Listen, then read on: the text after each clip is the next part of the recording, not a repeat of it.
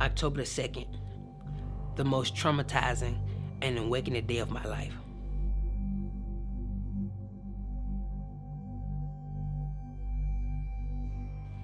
Me and Rod will be married 3 years in this October, and in those 3 years, God has really been growing him, and the way he has been dealing with him has been very peculiar. I mean, the dreams that he brings to him, you only know that it's from God because man couldn't think of these things. I mean, and he backs it up with his word. So the dream that you are about to hear is really a testimony from God.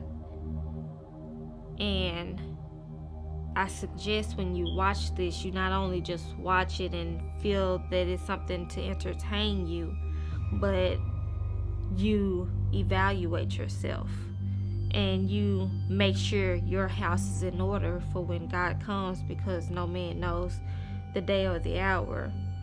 Because I had to do the same thing.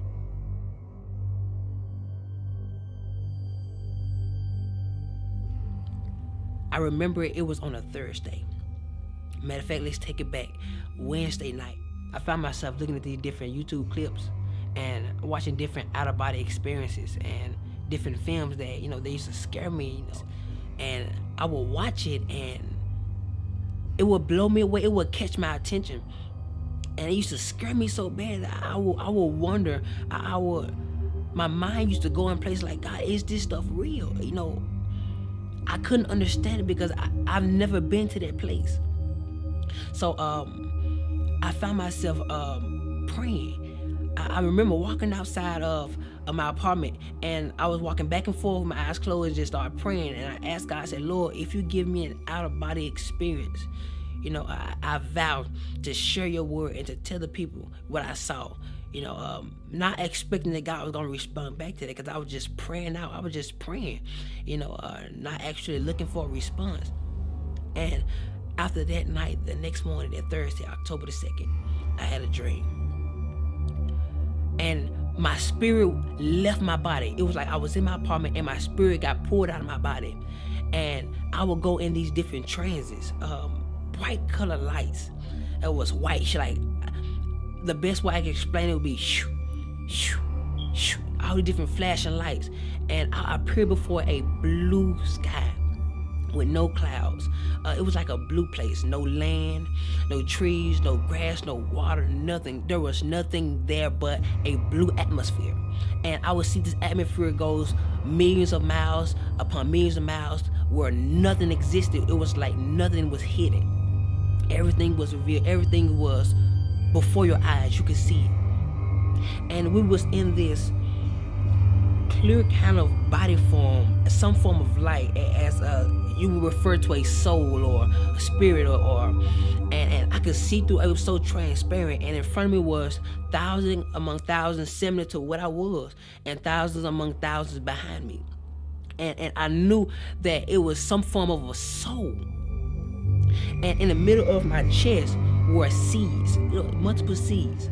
I didn't know what they were for. And I realized that I was the only being that could actually move out of my place and look and observe, smell, taste, feel. All my senses were active at this point. And so, I began to look around and to observe the things that I saw, not knowing that this was a dream. I thought this was reality. I thought this was actually happening, and I looked forward, and there was this great shadow way in front of me, way at the end of the line. It was like 1,000 people in front of me, and there was a shadow, a great big shadow, but it had no detail. It was like as a vapor, and I could see that it was a shadow of something that was in the front. And I had many questions at this point in this dream, and out of nowhere, I heard these words: "Depart from me." And this galaxy, this portal, I don't know what to call it, on the right side of God, or Jesus Christ, whoever you decide to identify that spot of judgment, on the right side of him, there was this big portal that opened up. And there will be stones of fire. Normally when you get a lighter and you cut it on, try to spark a flame, but instead of fire, it was stones, and they will leak out of this portal.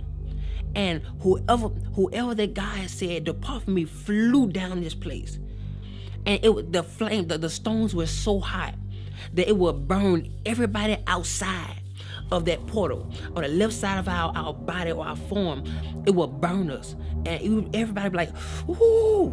Like as if it was so cold or so hot. You would tell somebody to close that door. It's too cold. That's how hot it was, and the portal closed. And then he sent them so fast that the screams were late. I would hear, "Ah!" Like it was like, "Depart from me," and it closed up. Then the screams come, "Ah!" And it terrified me. And then out of nowhere, something snatched us up, and like we moved up the line. And I began to think, I didn't understand where we was. I'm like, "Oh my God, maybe this is judgment." Yeah, I had many questions, and I would hear, "Depart me," "Depart me," "Depart from me," and all these different people will be sent to hell. And the part that scared me the most was the people that were getting judged. You could hear when God was talking to them, and you could hear everything they got judged from. So if somebody went to hell for something that you knew you struggled with in your life, you know where you were going. And so I'm just seeing people go, sit there, boo, boo. And I'm seeing the flame, and it's just constantly burning everybody outside that haven't been judged yet. And I could hear some of the people talking to God. And I remember there was a woman, blonde hair, and God was talking to her. He said, "I'm not judging you for what you put on Facebook, but I'm judging you on how everybody else received it." 300,000 people were led astray by one of her Facebook posts. And he said their blood was on her hands. And I don't know, he said, "Depart from me." And I'm talking about, I couldn't express how powerful his words were. It's as if he said, "Depart from me," and everything shook. And she was sent with great force. And the portal opened up. Boom. She would go, and it would close. And the screams was so late, it terrified me. People, adultery, fornication, so many different things that I could actually hear. And people in front of me were terrified because a lot of those people were struggling or went through the same situation, and they never repented. So 1,000 sent here. They were flying. They was flying so fast. I've never seen something so fast. And it got to the point where I was next in line, and he called me up, and he started talking to me. And keep in mind that our life held us hand to hand. So anything we did in our life, our life testified against us. So you couldn't lie because your life testified. Say, "Yes, you did. You did this at this time. Yes, you did." And whenever God would speak to me, you would see a big screen, like you would see as if whatever God says, it comes to life. And so he started talking to me, and he started telling me everything that I could have did better. And at this point, I'm like, "Okay, God, I could have did this better. I did it. I did okay with it, but I could have did better." So he began to say other things, and he brought up this specific woman. And he asked me, why didn't I forgive her? And he gave me her specific name. I'm not going to say it. He gave me her specific name. And I knew exactly what he was talking about. He asked me, why didn't I forgive her? I said, "I did, God. I did forgive her." He said, "Well, if you forgave her, when you get on the phone and talk to her, why is it that you treat her like the situation happened all over again?" And I'm like, "God, but I did forgive her." He said, "Well, if you forgave her, why are those seeds still in your chest?" And I looked down. I was like, "Oh my God. That's what those are for. Those are seeds of what I did in my life. The things I didn't forgive."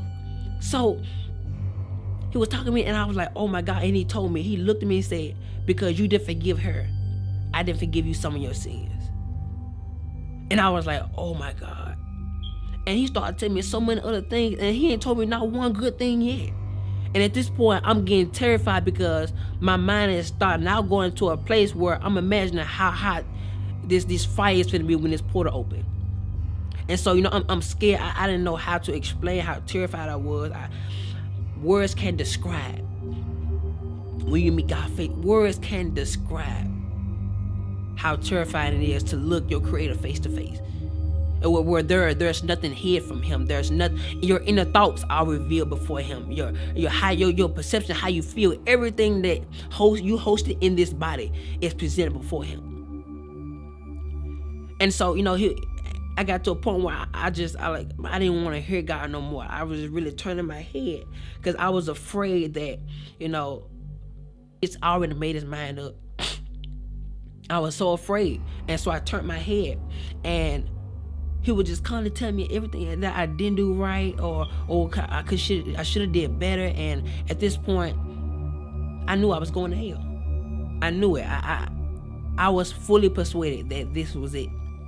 So I turned my head, and I was like,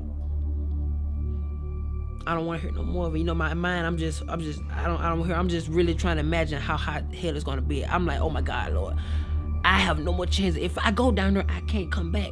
Like, Lord, please don't send me to hell. Please, like, God, please. I'm begging you. And I'm more terrified. I was more terrified than I can express. And so I turned my head, and at this point, I no longer wanted to hear what he had to say, because I knew at this point, I was going to hell.